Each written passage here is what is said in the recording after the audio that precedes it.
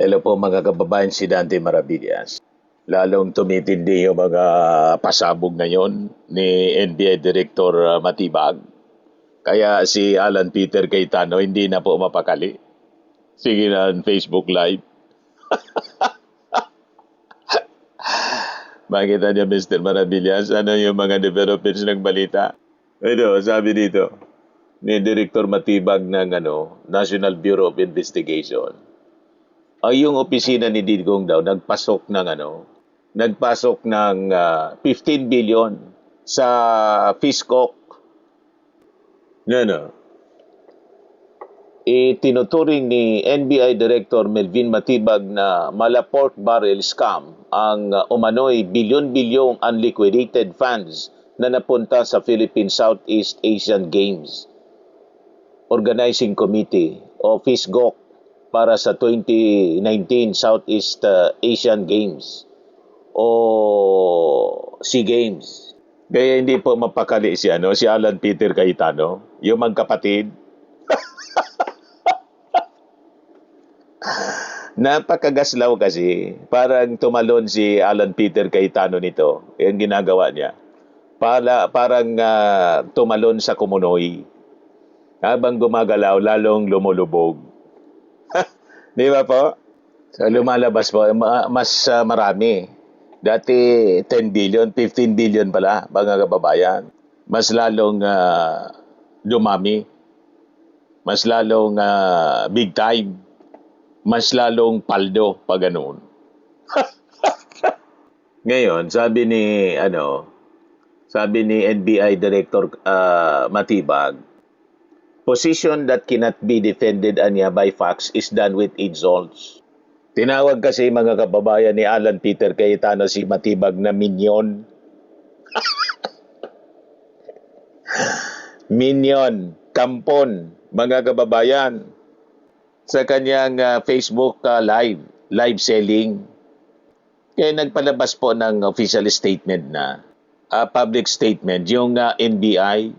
Ito, the National Bureau of Investigation has taken note of Senator Alan Peter Cayetano's remarks referring to NBI Director Melvin Matibag as a minion. No one in the Bureau will take offense at the label anya, nor will it be answered in kind.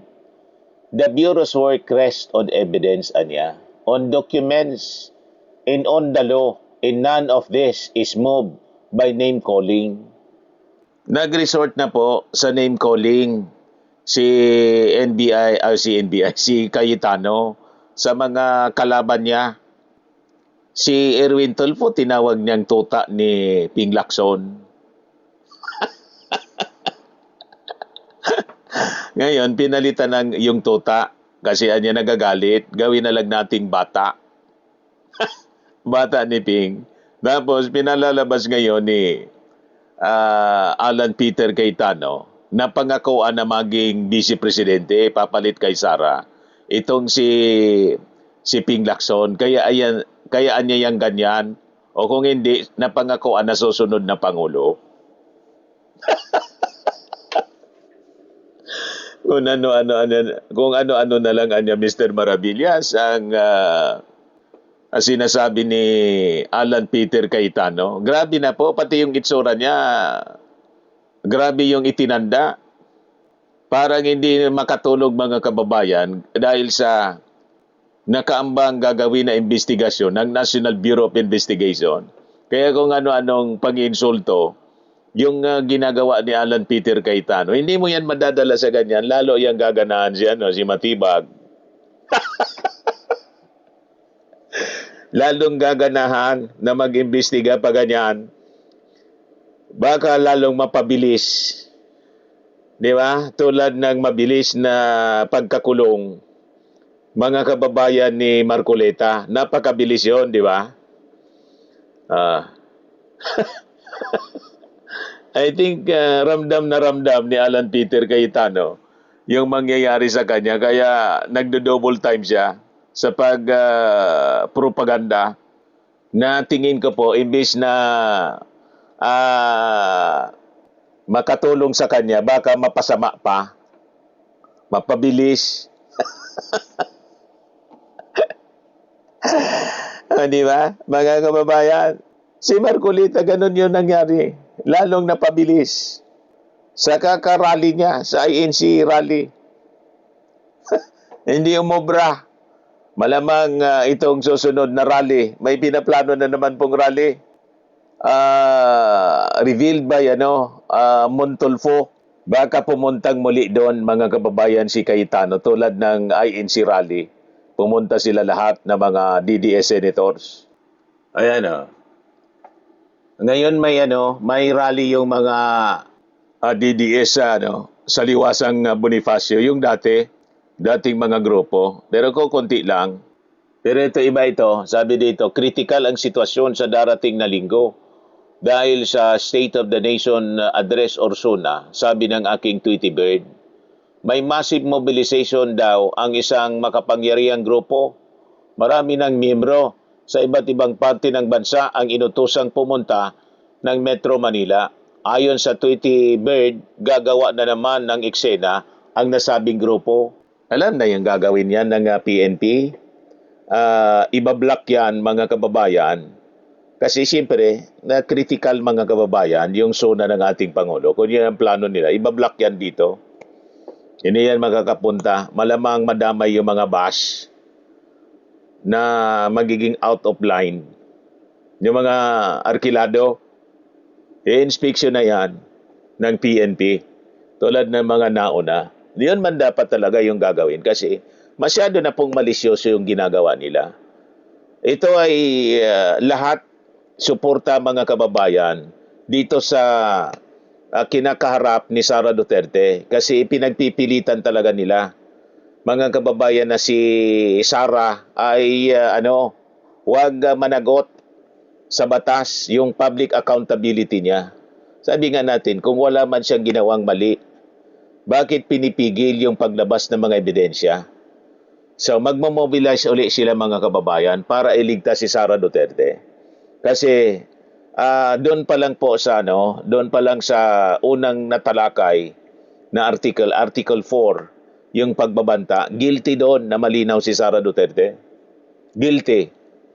Si Matibag yung last witness sa Tuesday, abangan po natin.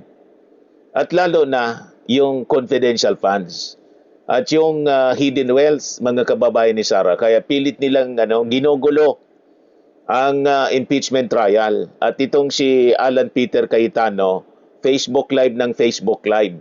Iniiba yung kwento. Kinakaladkad yung kwento sa flood control. Di ba? Ibalik natin doon sa name calling ni Alan Peter Cayetano na tinawag na minion si NBI Director Matibag kasi nabanggit ni Matibag sa interview na mag-iimbestiga siya sa kaldero. Di ba? Alatang-alata yung pagkataranta ng magkapatid na Cayetano.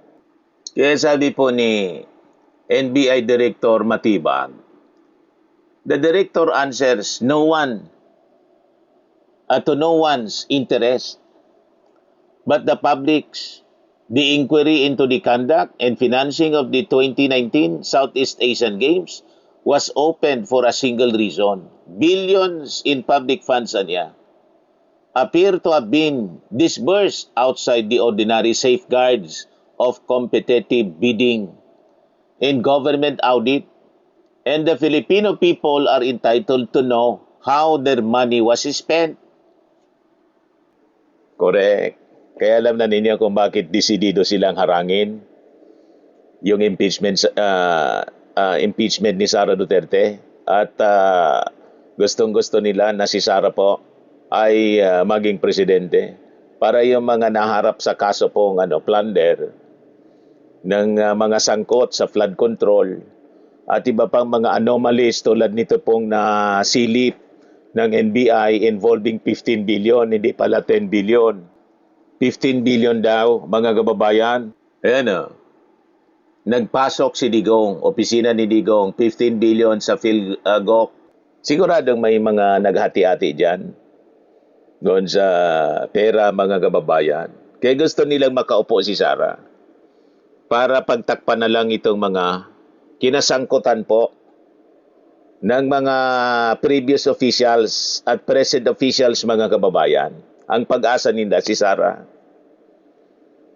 Nagets na ninyo? Kasi nga po, itong mga anomalies na to, kasama yung flood control, nagpaimbestiga yung ating Pangulong Bongbong Marcos. Kaya pilit nilang hinahawakan si Marcoleta, di ba? Inagaw nila yung Blue Ribbon Committee na nag-iimbestiga kasi gusto nilang baliktarin yung kwento. Ang gusto nilang iakusa yung ating Pangulo at si Martin Romualdez para para maging scapegoat po nila. Nagets na ninyo kung bakit desidido sila, mga kababayan? Anyway, balikan natin itong statement ng NBI. Yan o. Sabi diyan, billions in public funds appear to have been disbursed outside the ordinary safeguards of competitive bidding in government audit, and the Filipino people are entitled to know how their money was spent. The question stands regardless of who asked it, or who is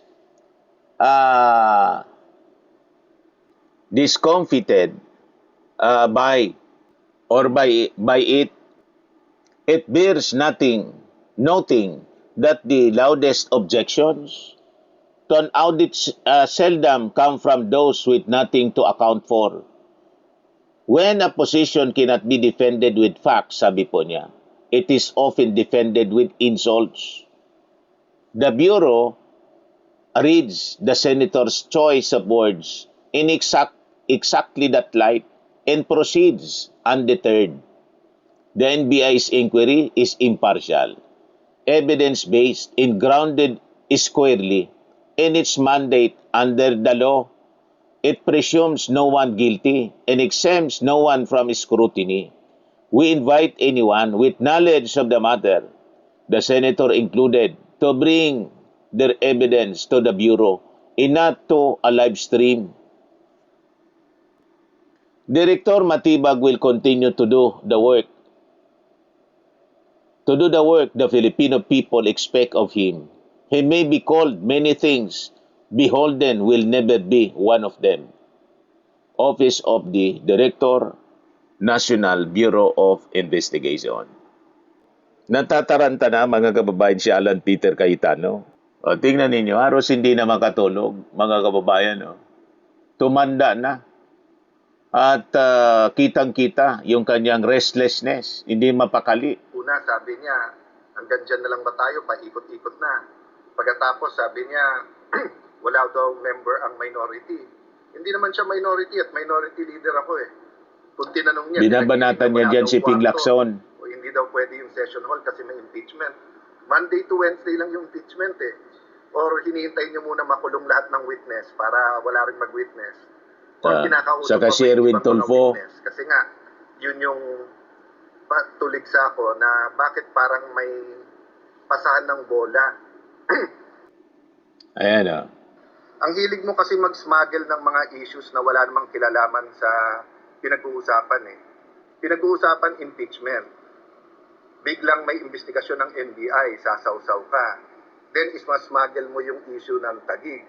You want to cement kasi all these issues na para ikaw lang ang bida. Hindi naman po ako nakikibida eh. Diba? Si Senator Marcoleta, alam namin ginawa mo behind the scenes, yung case build-up, hindi mo naman trabaho yon. Tayo, matagal tayo magkasama. Kilala ko rin naman yung mga nagbibigay sa'yo pag eleksyon eh. Di mo naman dineclare, di ba? So plunder din ba yon? Or ang sagot mo, pareho kay Senator Marcoleta, ginamit mo naman yon. Di ba? Ginamit mo naman yon. Hindi mo namang binulsa. Kaya nga sinasabi ng mga lawyers, 90% to 100% makukulong kung yung doktrina kay Marcoleta igagamitin sa lahat, di ba? So guys, integrity napaka-importante sa church, sa school, sa teachers, sa isang bansa, sa ekonomiya natin. So, seryosohin natin yung impeachment. Kaya kami nililito eh. Kasi bukas, supina pag-uusapan. Tuesday, yung NBI. Yon, tapos yung NBI, sinupina yung organizing committee ng Southeast Asian Games sa Friday. So, maging, you know, kanina sabi ko, yung hate the sin, not the sinner. So, wala pa naman ako doon sa hate the sin, love the sinner. Lalo kung kadebate mo kasi minsan, syempre, tao pa rin. But kailangan dumating tayo doon, di ba? But the very least, don't hate the sinner. So, may pag-asa ka pa, Senator Lacson, kasi may history ka naman ng paninindigan. Tapos, alam mo naman sinong mastermind, alam mo naman saan napunta yung pera. Ilan na lumapit sa'yo na may ebidensya, kaya lang tinalikuran mo na, kaya hindi ka kinakausap. Pero pagka tinalikuran mo yung amo sa admin at binalik mo, yung integrity is within your hands, hindi sa akin. Pinapalabas niya, may amo si Ping Lacson at referring to President Bongbong Marcos kasi napangakuan daw. Ganun na katindi ang pagkakataranta mga kababayan ni Alan Peter Cayetano. Kasi mag-iimbestiga po yung National Bureau of Investigation. And this time, hindi 10 billion, 15 billion ang sinasabi mga kababayan ni NBI Director. Mas lumobo pa na involved na pera mga kababayan sa SEA Games. Anyway, yan po abangan natin mga kababayan. Ako po si Dante Maravillas. Bye-bye po. God bless.